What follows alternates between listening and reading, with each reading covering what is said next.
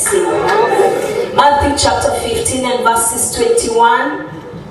Let me actually read verse 25, then we're going to flow. Somebody say flow. Flow, flow, flow, flow. That's so. Just feel like continue. Are we there? Matthew 15, 25. If you're there, say, I'm there, Pastor. I'm there, Pastor. If you're not there, say, wait. Then she came and worshipped him, saying, Lord, help me. Then she came and worshipped him, saying, Lord, help me. Our biblical text introduces us to a woman who came to Jesus because she was in trouble. When you read the verse, the chapter that I have given you from verse 21 all the way to 28, we are served with the name of a woman. And we don't know the name, so I'm going to give her the name Wanjiku just after me. And this Wanjiku comes to the Lord because she's in a crisis. The woman comes to Jesus because she's confused. She's in a dilemma. She's in a crisis. She doesn't know what to do. Her daughter is demon possessed. Her daughter is not doing well.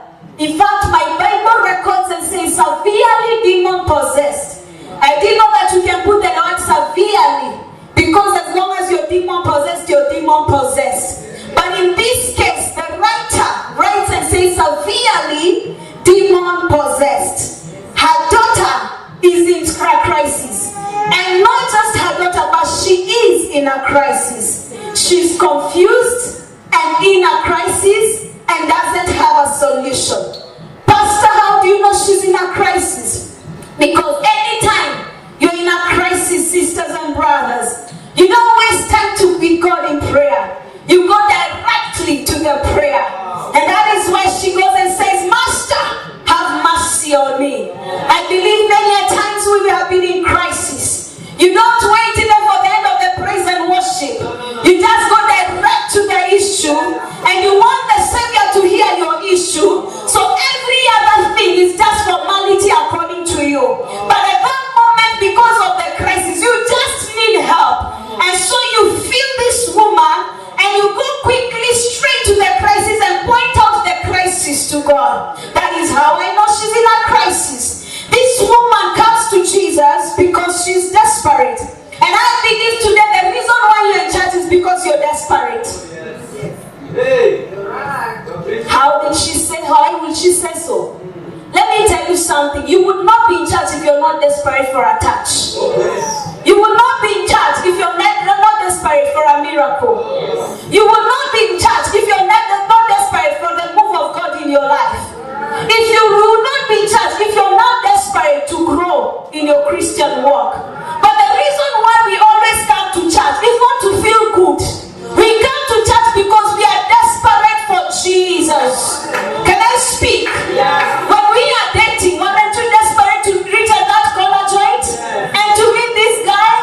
That is why you're in church, because you're desperate for him and to meet your lover. How do I know she was desperate? The simplicity of her prayer can tell it all. All she could pray was, Lord,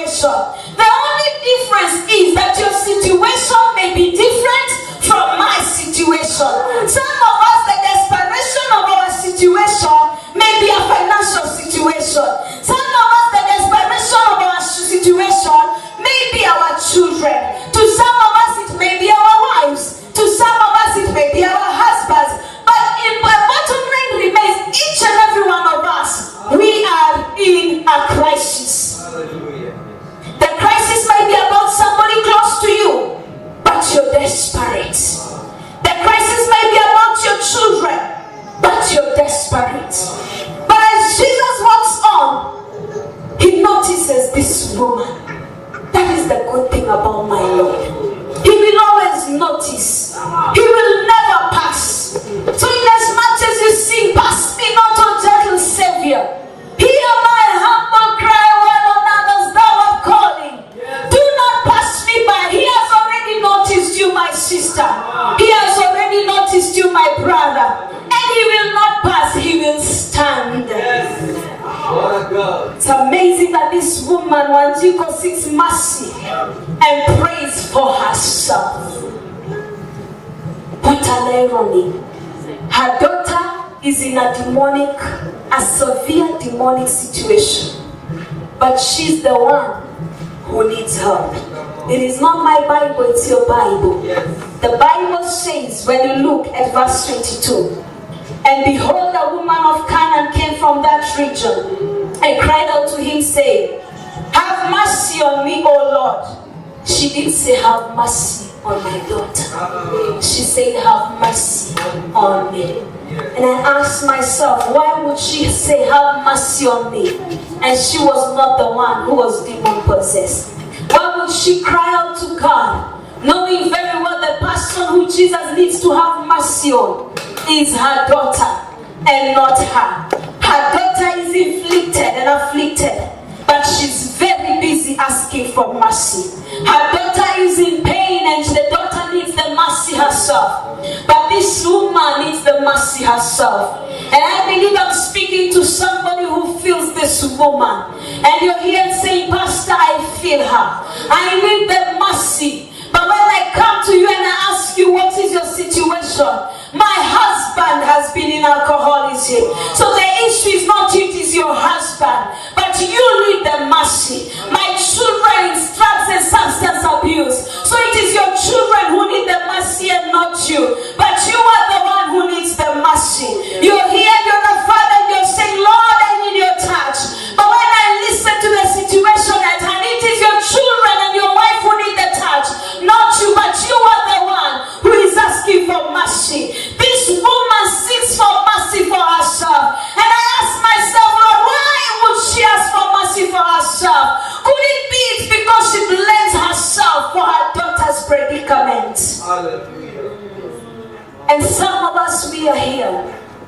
Can I speak to parents? Yeah. That we at times feel we've not done the best. Yeah. And the society will show you've not done the best. Yeah. Can I speak to a single mama here? Yeah. That the society show your children will never amount to anything because they've been brought up from a single mama's home? It's a lie from the devil and the grandparents. Because let me tell you, the woman standing in front of you was brought up in a single mama's home. Yeah. And she became who God wanted her to be. Yeah. So let me tell you, I respect the family institution, but I respect God more. Yeah. Maybe the mama thought, I will take care of my children. If I did a better job, I would not be in such a crisis. If I was a better employer to my employees, my company would not have collapsed.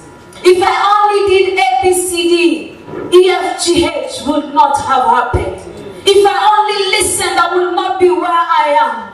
But I'm here to tell you, it doesn't matter what you do at times. Wow. Because at times it doesn't matter how much you invest. Because the bottom line will always remain that bad things happen to good people. Wow. And I don't know why, but one thing I know is that he who holds tomorrow can be able to pull you out of the miry clay and still make a story out of your mess. There can still be a message out of your mess. There can still be a testimony out of your test. The only thing you need to hold on to Christ. So it's not about how good you are. And I know today that you may be in such a situation where something bad has happened to you as a good person. And that is why perhaps you blame yourself as this woman. So this woman goes ahead to plead for mercy. And I feel in my spirit today that somebody may be pleading for mercy today. Not because the child is sick. Not because the business has been shut. Not because the husband has run away. Not because of your daddy's condition. Not because of the disease and infirmity strangers come into your home, but all you're asking, Lord, I need mercy. Because this woman understood one thing, that on the cross, mercy said no. Mercy is all that we need.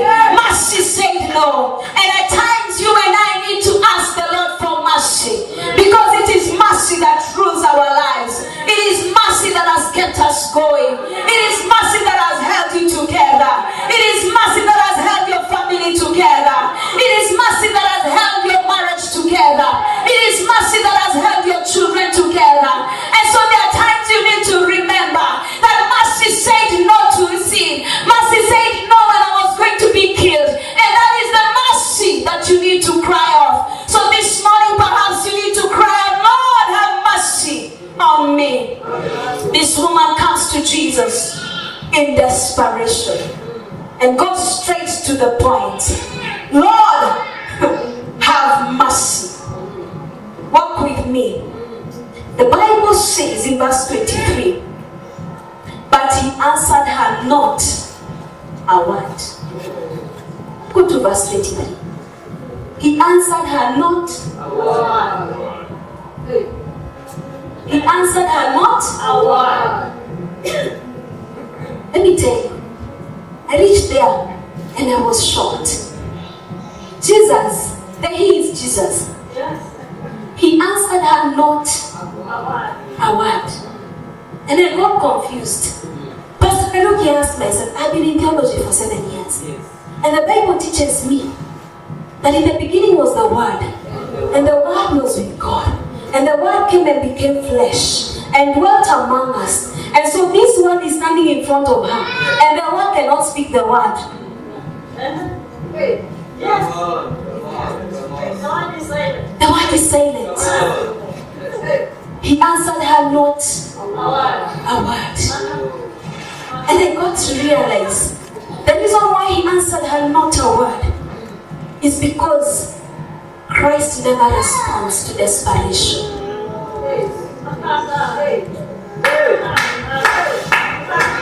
God will never respond to desperation, Mama. God will never respond to desperation. It is not his emergency, Pastor Karaoke. Pastor Maureen, are you sure what you're preaching? Yes. I'm sure. Is it not heresy? No, it's not. He answered her not a word. If you're able to give me the NKJV, can you give me the NKJV? The New King James. He answered her not a word. Alpha and Omega, beginning and end. The Word is standing in front of me and has no word for me. What is wrong with him? This is the time I question God. Are you normal? Are you sure? You know what you've got? What is wrong with you, God, now? Your word and you answer me not a word. It doesn't make sense. She's crying out and he answers her not a word. I'm here to submit to us, church. God never responds to desperation. He's never moved by desperation. And I know some of us are disappointed with that statement because you're desperate for a touch. But I submit to you that during your desperate moments, the reason why God does not respond to desperation is because we are quick to make deadly decisions. In your desperate moments, that is when you're quick to make deadly decisions. And let me submit to us that any decision you make, you will live by the consequence of it. So never go to God in desperation. And now you'll ask me, so how am I supposed to go to God? I will show you. In our hour of desperation, we ask for things that seem good to me, but not good for me. And that is why the Bible says everything is permissible, but not beneficial or profitable. So in your hour of desperation, Pastor, I am tired of walking to work. And in your hour of desperation, you ask the Lord for a range. He gives it to you, but it becomes a killer machine. God will never respond to desperation. And I'm here to tell you, look back in your life. Remember when you were desperate and the Lord never came through. Thank God he never came through. No wonder Paul writes and says, in all things, in all circumstances, give thanks, for this is the will of God.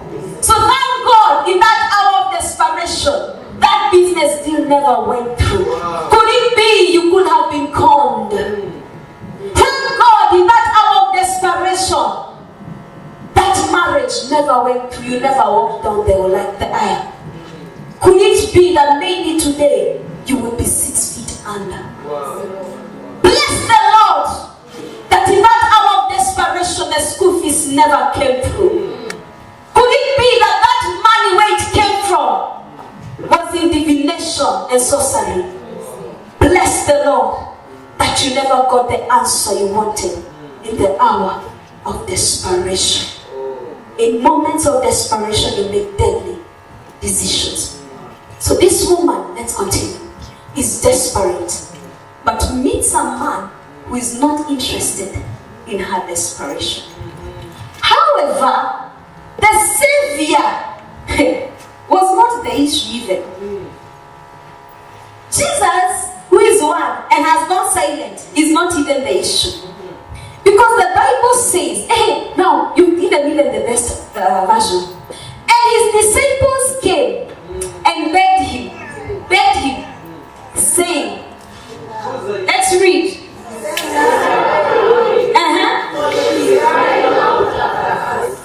Who? And who are complaining? But who did the woman go to? Jesus. So what is the problem with the disciples?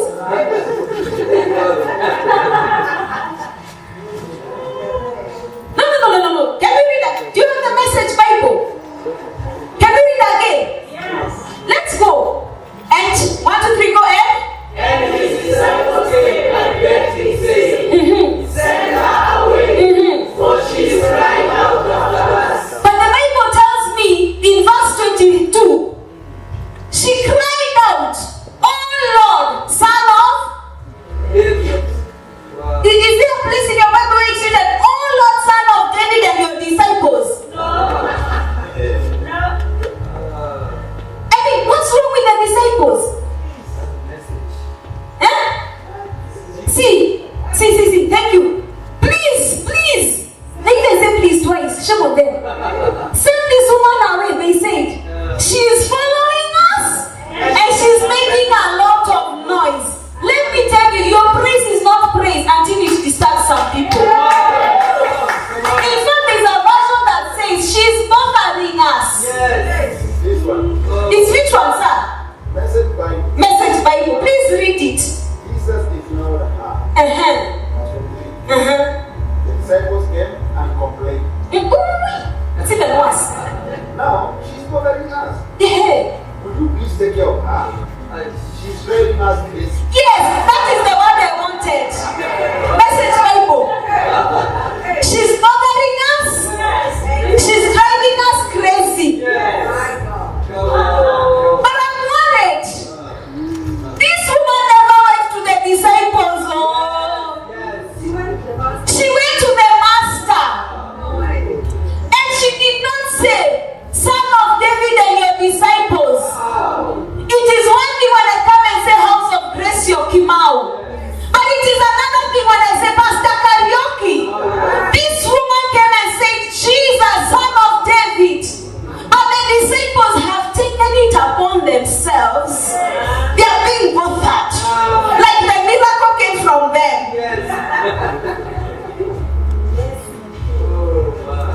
Let me tell you, your praise is not good enough until it bothers your neighbor.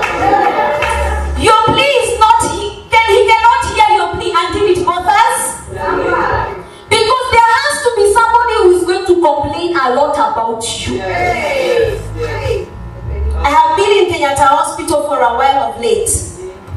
After every 3 weeks, I take somebody for chemotherapy. And one day, we were up on the NHIF pastor. And this lady comes, there's a lady who helps us. She's a nurse at KNH. And as I went and I saw she was handling our documentation, so she greets this lady. And then she tells me, Pastor Maureen, this woman, she has a testimony. So me, I like such. I like such. I will twist my seat and we are now going to talk. When it comes to Jesus, we will talk.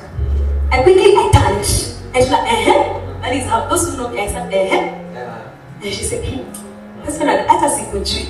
Kujuana, hiyo si shida, tutajuana mwisho. Anza ushuhuda.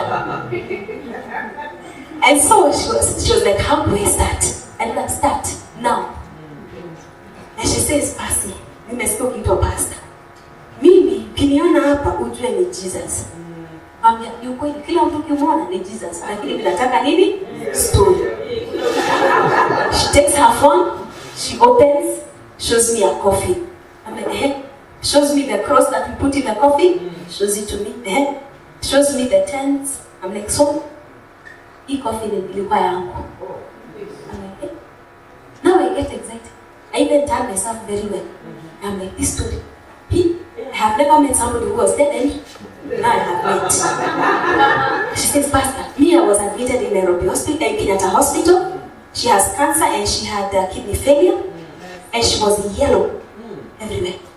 And now nobody used to go visit her because they would call the Kenyatta Hospital to ask, has she died? But she always used to say on her the bed, I shall not die, but live to declare the goodness of the Lord in the land. So the story this woman tells me, Mama, shikilia Yesu.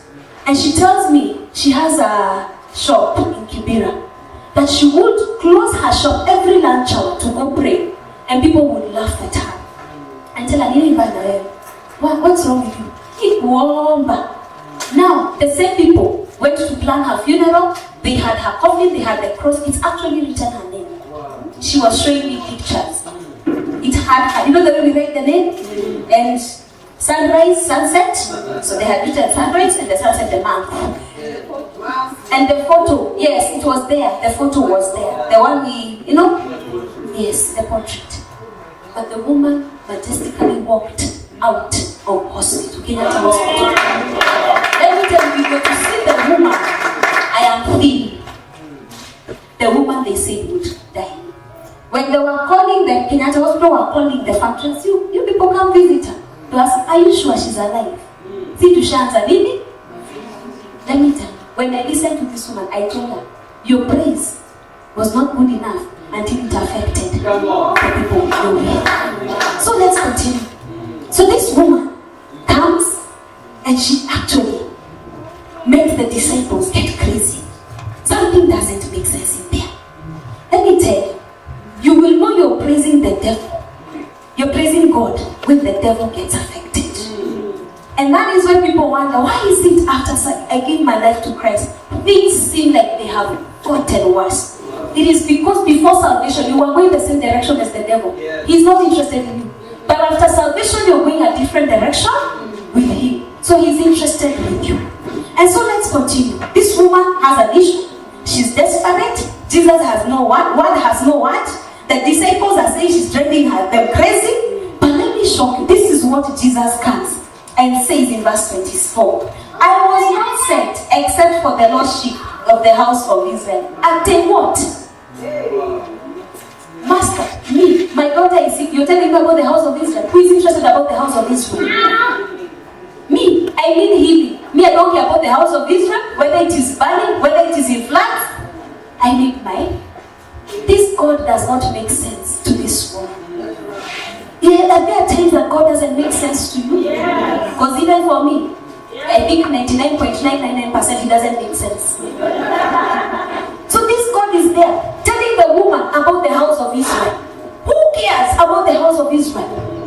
Me, Lord, I am interested in my healing. I'm interested in mercy. And Christ is there talking about the house of Israel. What is wrong with Jesus? Do I look like I care about the sheep that is lost? I need my miracle. But you know what? It is not the answer that Jesus gives that matters, but it is her response afterwards. For the Bible says, then she came and worshipped. Some of us have not gotten it. It is not when it doesn't make sense that matters, but it is what to do when it doesn't make sense that matters. And I'm here to submit to you, when God doesn't make sense, when nothing seems to make sense, when everything is going down, the Bible says she came and worshipped him, saying, first she worshipped, and this woman was a wise woman. She first worshipped, and in her worship she mixed it with her need. Many times we start with the need, then we go with worship. No. Start with worship, then come to the need. And that is why Jesus comes and says, if you're going to pray, pray, our Father who art in heaven. Start with worship. Acknowledge him. This woman was very wise. What do you do when God doesn't make sense? Max Lucado has written a book, When God Doesn't Make Sense. And I realized from this verse, anytime God doesn't make sense, he's giving me an opportunity to worship. The best thing you'll ever do for this maker is not to go writing down your need. In the beginning, he actually knows. He knows your need. But there's something he looks out for you. Is worship. So this woman comes and worships. Do you worship when things are not going well? Do you worship when it doesn't make sense? Because the sad thing about church today, we worship him when everything is okay. We worship him when everything makes sense. We give our tithes and offerings when the bank account is filled. You don't give because you have, you give because you obey. Never give because you have. Give because you obey. And that is what the Bible says. If you're willing and obedient, you shall eat the fruit of the land. Never give because you have, because it will never make sense. Give because you obey. Give your tithe because you obey. Many times it will never make sense. But I obey, Lord. I obey. So she worshipped. There are things which will never make sense, even in the Bible. Even for me. There are things which is in the Bible. I read them and I'm like, hey, let me pass you that one, Father, I will come back. Because right now, me and you, I can't even reason right now, because you're actually not making sense to me. But let me tell you, Lord, then I continue, but I will still worship him. And so the Lord comes, he has no word for her. She's desperate. This woman was in a serious issue. She's desperate. Lord has no word. Disciples are pushing her away. Jesus is busy telling her about India and Israel and Yugoslavia and Afghanistan, and how she's busy. But there's a reason why Jesus was telling her about that. Jesus was actually telling her, me, are you an Israelite? There's a reason why. And so let's continue. Then after she worships, this is now where the rubber meets the road. The Bible says, but he answered and said, are we there? It is not meet to take the children's bread and cast it to them.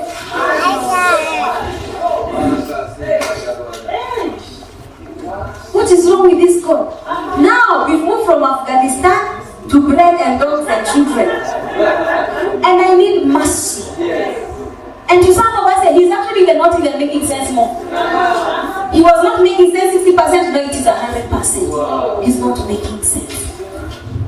It is not good to take the children's bread and throw it to the dogs. Why?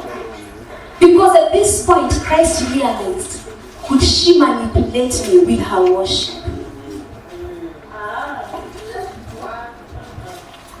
Brothers and sisters, you will never manipulate God with worship. Never. You will never. I always like saying, there are three people you will never lie to. You'll never lie to God, you'll never lie to the devil, you'll never lie to yourself.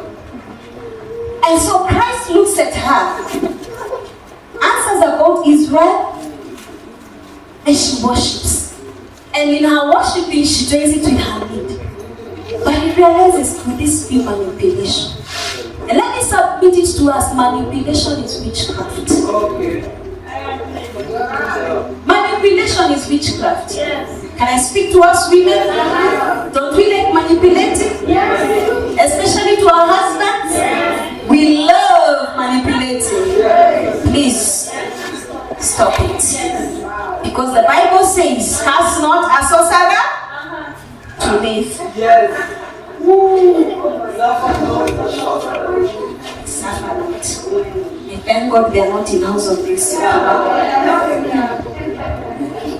And so this woman comes and listens to this man. But she was quick in her response. It's okay, Lord. Let's talk about the dog issue now. If a dog can eat the crumbs it's meant, which fall from the master's table, this woman reasoned, and this is where your faith, your blessing comes. The crumbs that have fallen from the master's table and the food of the master's table, who prepared them? Isn't it one person? Yes. So Lord, I don't care whether you give me the crumbs that are eaten by the dog. Because as long as I have something small from you, I know I have my victory. She did not want the 6-course meal. The crumbs are okay. The Bible says it is not good to take the children's bread and throw it to the little dogs. And she says, yes, Lord. Yet even the little dogs eat the crumbs which fall from their master's table, and they get food. So give me the crumbs and I go my way. For all I came in to for was for mercy, and I go my way. What was this woman trying to say? I just want to exercise my faith. If the little crumbs that are down and the food that is on the table have been prepared by one person, if the dog can feed with the little crumbs, I just need the crumbs because my faith is enough for the crumbs. How is your faith? Are you able to pick the crumbs that are down and say, as I wait for the 6-course meal, I will run with the crumbs? Jesus never responded to her desperation. He never responded to her worship. But the Bible comes and says, then Jesus answered and said to her, oh woman, great is your faith. Let it be to you as your desire. And her daughter was healed from that very hour. It was not the worship that brought her breakthrough. It was not the desperation that brought the breakthrough. But it was her faith that brought the breakthrough. And her daughter was healed from that very hour. Many a times we come to church because we are desperate. And we walk out still desperate. But the only thing we walk out with is when you ask, how was church? Oh, church was powerful. Hey, Jinekeo, Pastor Karaoke preached with fire and brimstone. But tomorrow you go back to the same. Because your faith has not reached to him. Do you believe his word? Do you believe that he who began a good work in you is faithful to bring it to accomplishment? Do you believe that all I need is the little crumb that has fallen there? And once I get the little crumb that has fallen there, I have my victory. No wonder the Bible says that if he cannot trust you, when he trusted the talents and gave the talents to some 5, he gave them all these numbers. There is the one who was told, go away. Because the faith was what Christ was looking for. And I bring in a new twist of theology. And I come to realize Jesus never healed anybody. It was faith that healed. No wonder in every miracle we say, go, your faith. It wasn't him. It's faith. Your miracle is in your faith. The feast is in your faith. The breakthrough is in your faith. Your healing is in your faith. I don't know what you need, but it is in your faith. Doctors can only treat, but they never heal. But healing comes by faith. No wonder the Bible says faith comes by hearing and hearing and hearing and hearing the word of God. Which word are you hearing? I don't care about the 6-course meal. If a dog can eat from the crumbs, I just need the crumbs. And it brings me back to the woman with the issue of blood. 13 years going through cycle after cycle after cycle. The woman was rejected just the same way this woman is rejected. And perhaps you're here and saying, Pastor, I'm that person who has been rejected because of the pain I have been going through. The woman had been looked down upon. She was actually an outcast living outside the city gates when you do some church history. 13 years, the Bible says that she had used all her savings with physicians, and yet there was no healing for her. But I try to imagine if the president is to come here, he's surrounded by bodyguards. I saw President Jesus was there in the village, and she heard of a master, and she did not want a touch. My Bible doesn't say she prayed for a touch. So I tell you, stop praying for the touch and become the touch that you need. Touch yourself and say, my faith in God shall bring me to my place of restoration. And I try imagining that the disciples were surrounding Jesus, and not just the disciples, but there were multitudes were thronging around Jesus. And this woman in her stench, miles and miles away, she looked and said, if only I can touch the hem of that garment, I will get my healing. It was her faith that was in exercise.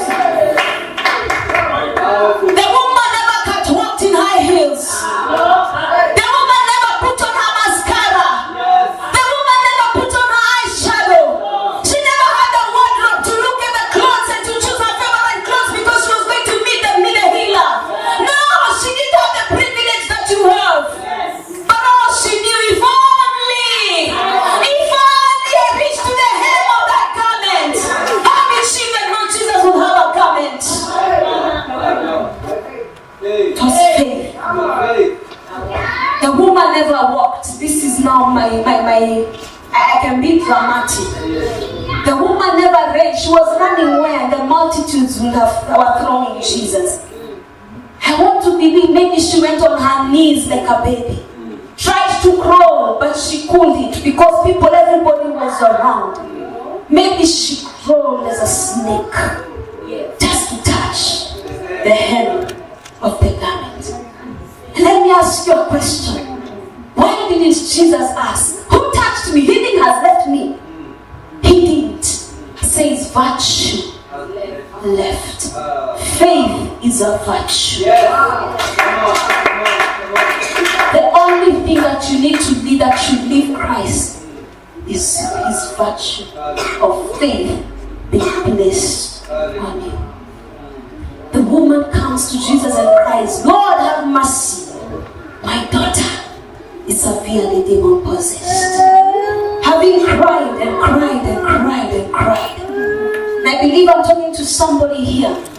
In January you thought year 2017 will be a greater year than 2016. But you have found yourself crying every month. January you cried tears. February you cried tears. March you cried tears. Until today you're still crying tears. I have a solution for you to wipe your tears. Exercise faith.